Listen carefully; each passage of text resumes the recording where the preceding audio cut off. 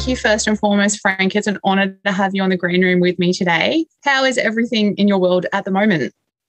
Yeah, it's good. It's really, really good.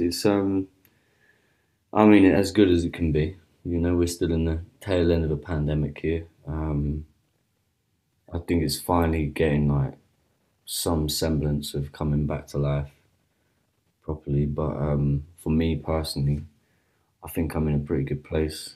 Just enjoying my summer with my daughter. It's been good. Yeah. I love that. We're coming out of winter in Australia. I'm not a winter person. I would probably not do well over in the UK in real winter. So I'm secretly excited for that. And I know it's been an odd year for a lot of us. I know in the UK for you guys, you've had a bit of a weird time as much as we have here and, potentially being open, but potentially not. But regardless of all the circumstances, something we can all get collectively excited about is the impending release of the fourth Frank Carter and the Rattlesnakes album. The writer's sticky is ready to be unleashed into the world. How does it feel to finally be at this point with the album?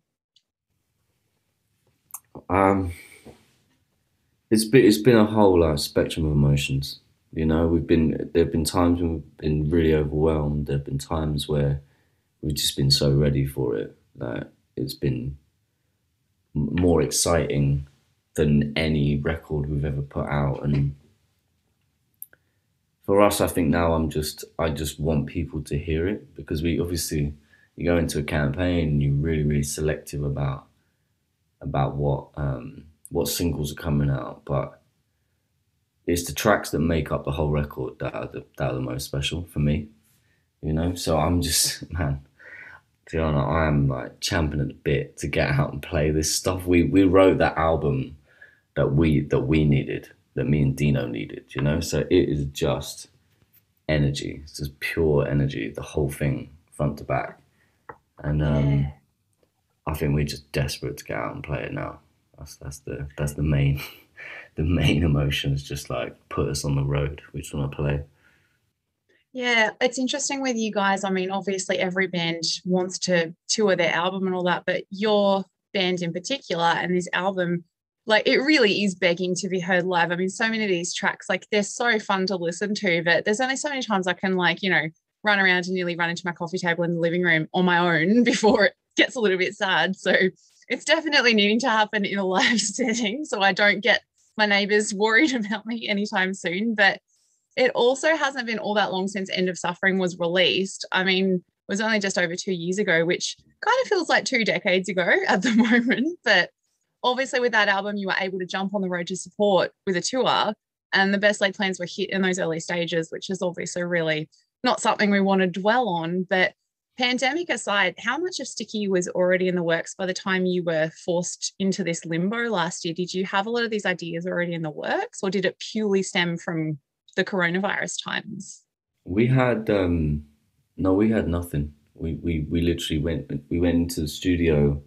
I think I think 1 week after our last gig, which was Alexandria. We sold out Alexandria Palace. We did this big tour in the UK, sold out all the shows, and we immediately went and hid away in this cabin and started writing. And we had, I think, 4 or 5 ideas of songs came from that session. Um, and then within 2 weeks after that, we were locked down. And so we were just like booking as many kind of holidays to cabins as we could, thinking, let's get writing, you know. And that's the thing about the record is like everything about this pandemic has made us like unsociable, you know. And the album is a sociable album. Like that's the whole point of it. Is like it's about socializing. It's about being with your friends. It's about being with your family, your loved ones, or enemies even. You know, it's about just being in the mix and having the space to like bark at someone or grab them and give them a hug. You know, it's supposed to be like you said. You know, like you can listen to it on your own, but like everything in life, it's more. This album is more fun with other people. So it's an album that's supposed to be shared, and the nice thing about that obviously is you know the band, the way we write. It's Dean and I. We lock ourselves up and we go away, and even that in itself, even though it's just two people, that is still like the social element of that is us coming together and supporting each other in a way where we can't do alone, you know. Mm. So we took the very spirit of all the foxes that I see outside my flat at night, playing, fighting, fucking scrapping, you know, just mobbing about like they own the place. And we put all of that energy into these songs throughout a lockdown, many lockdowns. So yeah, it's your pre-drinks and your after party. That's for me. It's like it's the records you put on to get ready to go out, and it's the first record you put on when you come back when you're properly steaming and you're ready for it. Do you know what I mean? Like that to me is what this album should be. So yeah. Yeah. Yeah, absolutely. It's like, covers every single aspect of being with people. But I guess what I found interesting, like with a track like My Town, you kind of really nailed the feverish angst of lockdown and all the uncertainty. And I know, like, even though obviously it wasn't ideal circumstances, it did give you the chance to collaborate with Joe from Idols. How did all that happen? Like, I do believe you're quite a big Idols fan. Is that how that came to be? Or did you guys always plan to kind of come together and collaborate? We've always wanted to collaborate.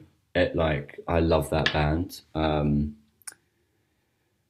With this, it's like we finished writing My Town, and Dean was just like, man, we you know, this is good, but this is a moment for someone. He's like, who can we hear on this that is just gonna push it over the edge? And the minute you said push it over the edge, I thought we literally need someone unhinged just to like come and actually push it over the edge. And it's like, you know, you want that song to feel like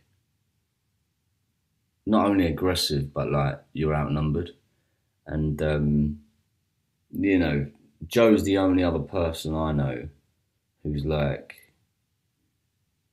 you just put him in a room and you feel outnumbered. Do you know what I mean? He's like, Joe ain't like one. Joe's like 50 people. Yeah. Joe's like he's like a one man army, and I feel like that sometimes. So I thought, oh, the two of us, that's like we'll crush everyone. Let's do it. So much fun. Oh, It was so, you know, because I love that band. I fucking love that band, and so yeah, you get him in the studio and just like he turned up and he was like, "Do you want me to write some stuff? Do you want me to?" And I said, "Well, I've got these lyrics. Give him a read." And he read them. He was like, oh, "Fucking," he's like, "I would have written these. Let's do it." And he just got in and he just smashed it. And that was a really nice moment as well, just to be like, you know, lyrics are an important personal thing. And so for mm. him to come in and be like, "Yeah, these are cool," I was like, thank God. Do you know what I mean?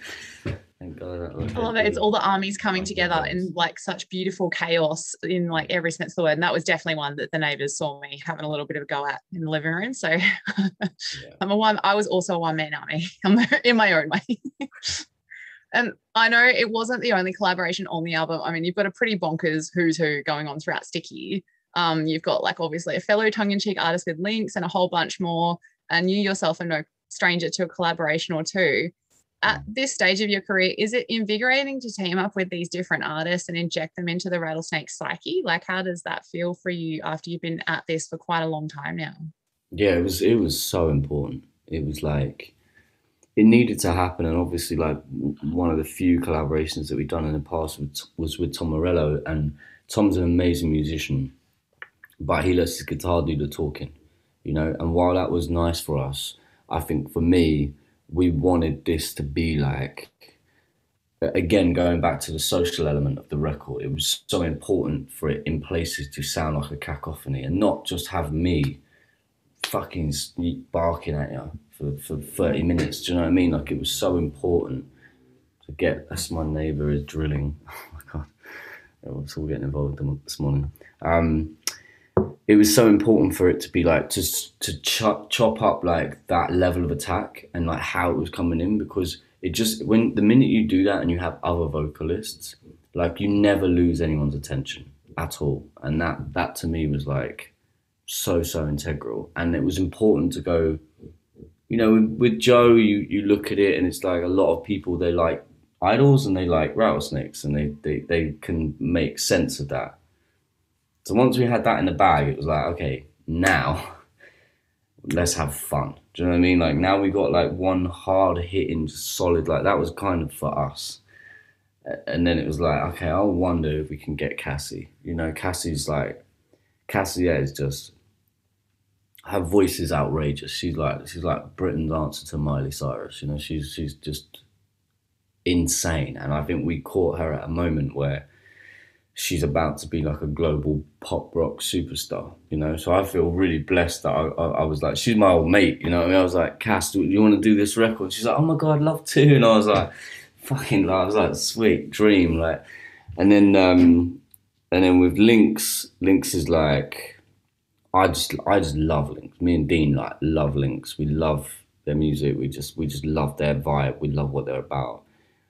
So we got them to do one song, and it was what they wrote was so good that we literally would like, do you want to do another one? And Link's just like, are you kidding? Like, what?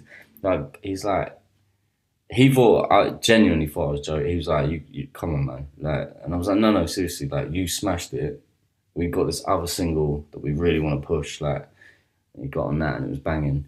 And then outside of that, Bobby Gillespie from Primal Scream, who's like, come on, the guy's a fucking living legend. Like, he's an icon to me and to Dean, you know. And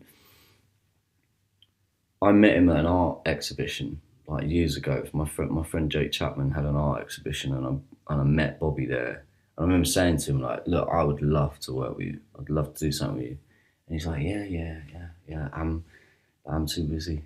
And I was like, cool. Like I was just he was just like, he was just no bullshit. Like yeah, that'd be nice, but no, kid. Do you know what I mean? And put me in my place. And I was like, fuck, all right, cool.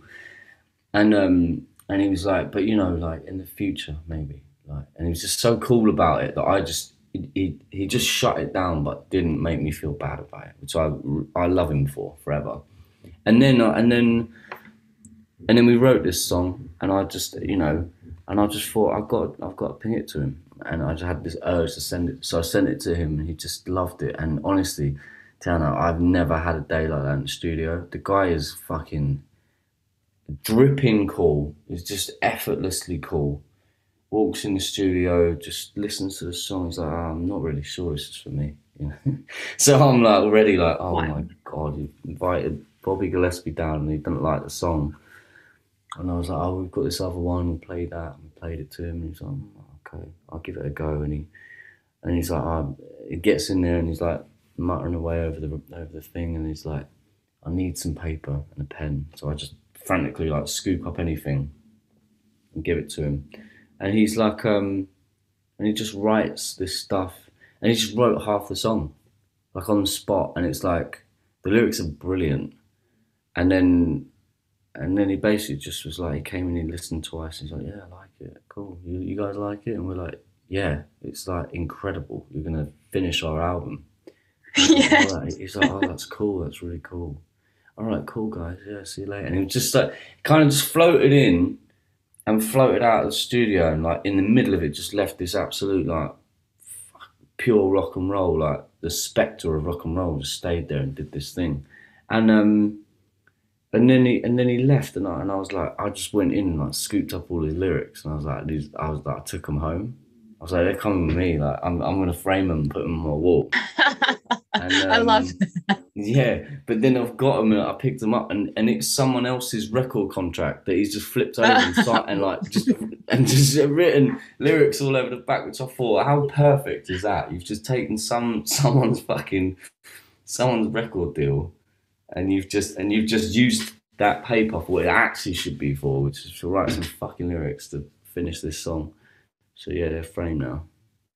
That's outrageously poetic. Like, I love that. Like, from start to finish, the fact if you could go back and tell yourself like where you would end up after that first meeting and like putting it to him, like that's a full circle of awesome. Yeah, goddamn. I love that. And I guess like on the album too, like aside from all the incredible collaborations and obviously the amazing music you yourself have brought to it, not to, you know, sideline you by any means, but Frank Carter and the Rattlesnakes are no strangers to quote unquote difficult subjects mixed along with what I like to call gap punk that fits everywhere and nowhere simultaneously.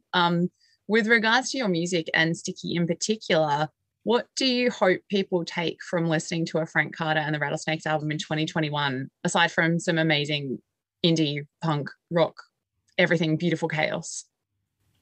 Um, I just hope it gives them the courage and the power to ask themselves the questions that are important. You know, I think a lot of the time we coast about and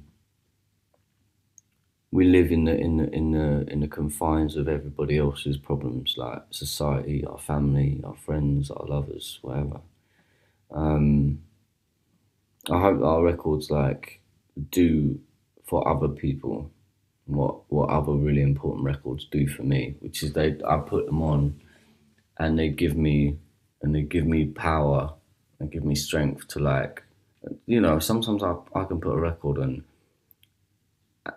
and I'll really listen to the lyrics, and then I'll just be bawling. I'll just be bawling my eyes out, and then I know what I need to do because I know all along, but I just can't.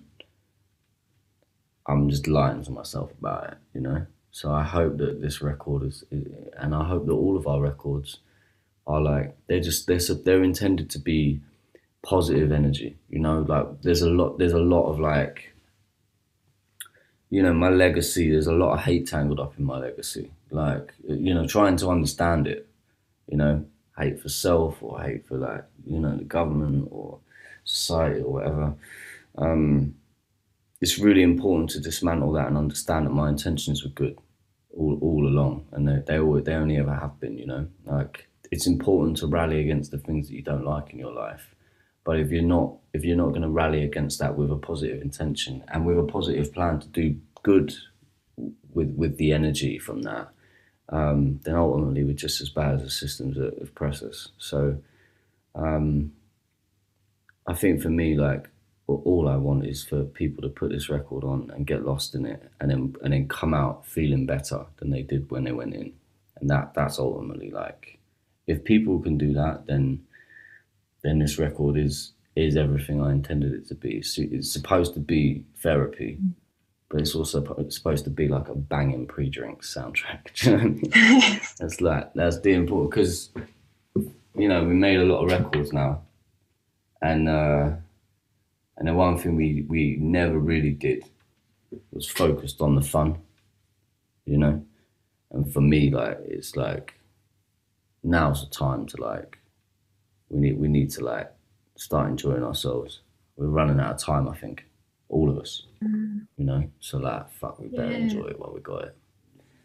So yeah, 100%. Like, and I think it sounds like I'm just saying this because I'm talking to you, but you have achieved that. Like, I've definitely had moments of just like shaky times and not knowing what the hell I'm doing, and then feeling angry at myself for feeling how I did. And every time I listen to this album or any song, like I do get that result from it. And it's an incredible snapshot of just so many emotive things and just some awesome badass times. And on that topic, I know you had mentioned like we all would love to have this live. Like God knows I would sell my fictional firstborn child to have you come to Australia and play this album live. But sadly, that may not be the case. But when you can play this album live, is there a song you haven't busted out yet that you just absolutely can't wait to christen on stage? yeah, Rat Race. Rat Race Rat Race is the song that sums up the record for me. Like it's got all of the influences in it, from like Sham 69 to Madness, right through to like even the more chaotic punk energy of bands like Fucked Up. That to me is like, that's one of the defining songs from the record for me. But just because I get to just get up there and really fucking spit about like life and living. And when I wrote that song, like Dino was the one that shifted it for Dean as well. He was like, okay, we got an album now, we've got to focus, and everything else kind of came. That was the glue. Everything came around that. So yeah, I think that's the song that me and him are both like, we are ready to play. I don't know why. Maybe it change next week. Call me next week. Yeah.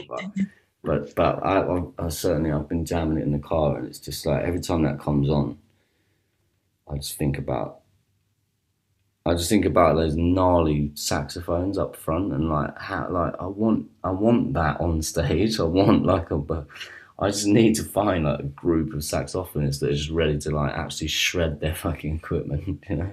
Like let's do it. So Oh, honestly, there's nothing like a sax. Like I think I was at a gig once. It was like a post-rock gig. There were no vocals, and we're a little bit, had a few too many beers to be fair. But all of a sudden, these sax, like they just had brought out all these saxophonists on stage, and we're just like, "What is this?" Like it was the best moment of my life. So yeah. like, please make that happen one Yeah. day. Thank you. I will. I will. Now, I had a particular favorite, and it kind of links in. I have to tell my mum to mute this section, but Go Get a Tattoo is one of my favorites, but partially because I've also been looking to get a new tattoo. So I had to put that as a side note. But obviously, amongst other things that you guys are putting out there, like apart from instigating me getting another bit of ink on my skin, you guys have also like really embraced some incredible things in what you do for the music industry in general. And I always loved the boisterous side of rock, but what really was the tipping point for me was how you guys made heavy music inclusive for people like fans like myself, and seeing like those scenes at Reading Festival all those years ago where you made that girls only mosh pit still blows my mind. Do you feel like that tide is turning as someone who would witness that sort of environment way more than I would in a live setting? Like, do people still need reminding that a rock show can and should be a safe space in 2021? Yeah, let's make no mistake. A rock show is not a safe space right now. No safe is a safe space for you right now, and I think that's like, and I'm really sorry to say that out loud, but it's like I think this pandemic has set us back quite far. I think violence is in the air, like towards everyone, but particularly like there's a lot of movements that are gaining steam right now that just need to be dismantled from the inside, and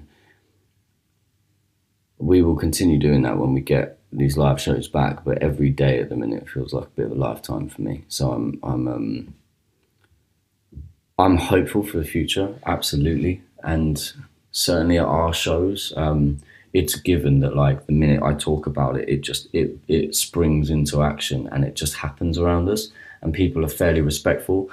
Um, I'd like to think that like our shows are pretty like high up on the list of safe spaces where you can go and have a good time and not be judged, that no matter who you are, and know that there's a family there who might all be strangers, but will treat you with respect. Sometimes in ways where your family wouldn't even. Um, but we're a long way off from it being fixed. But when I started this whole thing, is because I realized that I was a good decade and a half late. I really was. I had started this like way later than I fucking should have. So now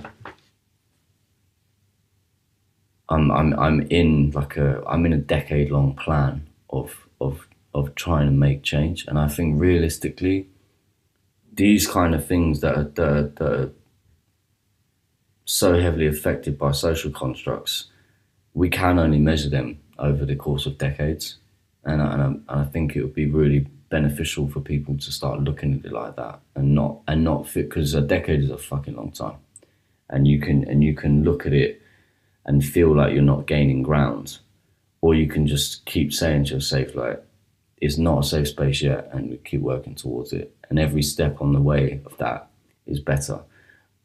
The reason why I say it with so much conviction that there are no safe spaces right now is because of this pandemic. It has reset us. It's put us back, and every year like lost now, it's probably like 3 or 4 years lost. So I would say that we're definitely in a better position than we were 4 years ago, in the sense that everybody knows it's on the fucking table now, and I'm not going to take it off until everyone's sat and they all respect it, and do you know what I mean? We're talking about the thing. We've got a lot more awareness, and we've got a lot more people engaged, ready to do good on both sides, on all sides. But yeah, it's like basically my sole mission is to try and like fucking like understand how I can help, how I can make that a better place.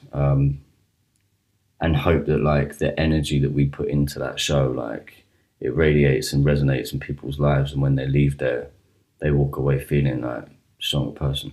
You know, like if to take that energy into their life where they need it the most. So yeah, we're a long way from it, Absolutely. I think, at the minute.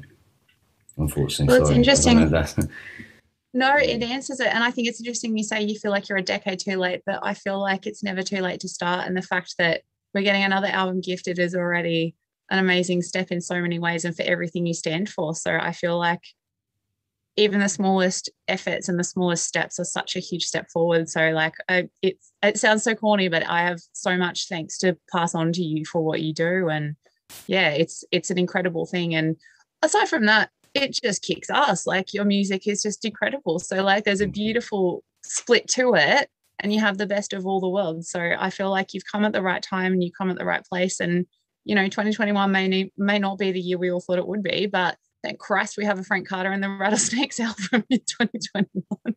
Yeah. You have no idea. Like you and me both. I'm like 2021 was not the year for me, but No. we got sticky out of it, and that's been the That's whole it. point. Yeah, absolutely. Well, I won't keep you all morning, even though I know it's morning. I have to keep reminding myself of that as the sun keeps Mm. creeping and I look more like a vampire as the sun goes away. But to close us out today, given I have dragged you on the Green Room podcast and in the hopes that we can have you come on tour and play all these shows and christen this beautiful album live in action more and more, what is one essential item that Frank Carter needs backstage at a show in his green room? Oh God, one essential item. Years ago it was like video games. There was like I would just lock in and play video games like right up until a year ago. It was probably alcohol. Like I'd come off and I'd have like a big old glass of vodka on the rocks and just like really like start to wind down. Throughout my life though, the most important thing to have in your dressing room when you walk off stage, and this is integral, and if you're not doing this, you're fucking it up. The most important thing is friends. You got to come off stage and you got to have friends waiting for you. And if you don't have friends that are waiting for you to like, not even to tell you that they just need to listen.